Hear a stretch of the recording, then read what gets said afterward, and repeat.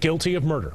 Today, a jury convicted Sugrim of killing Linda Gibson in 2003, a Kalamazoo prostitute Sugrim smoked crack with. Tonight, we are getting the rare opportunity to hear from the jurors who made that decision.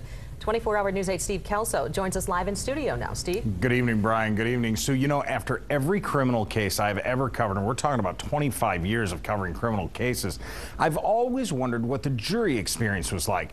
In most cases, we get to talk with one or two, but today I got to sit down with 11 of 12 jurors after an invite from the NBC News program Dateline. I have a verdict. And when that news broke, the family of Linda Gibson and Bernadette Sugrim, the wife of the accused, filed back into the courtroom. Rise for the jury. Sugrim's peers had reached their conclusion in just over 5 hours. We, the jury, find the defendant guilty of first-degree premeditated murder. Linda Gibson's family wept after more than 8 years. Finally, justice. Outside of the courtroom, Bernadette Sugrim, whose testimony was so crucial, was nearly speechless. I'm just too shaken up and emotional.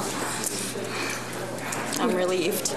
But not a word from Sugrim himself. He just accepted it. And 2 floors above courtroom A, 11 of 12 jurors gathered to tell NBC News Dateline about their experience and what had convinced them beyond a reasonable doubt. Bernadette's testimony. Mm-hmm. Yeah. You could tell that she had a very sharp recollection of things. There were things that only the murderer knew.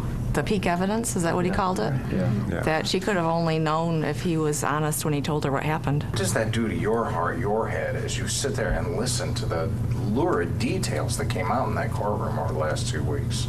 Well, you lose sleep. Yeah. I'm not sure who slept well the last couple of weeks. Right, no. Very emotional, very, makes you take a whole different look of your own life and makes you appreciate what you've got a whole lot more. Life-changing is what a lot of the jurors called the experience. One said he felt the sense that no matter how they ruled, lives would be changed as a result of their actions. And he's right about that. Tonight, Sugrim faces the rest of his life in prison.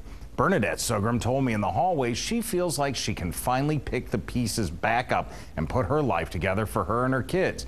And Linda Gibson's family, I've known them now since August, and they've told me through the whole trial that the only thing that would bring them peace is this verdict. We're working right now to put the entire 20-minute interview on our website at woodtv.com. Sue?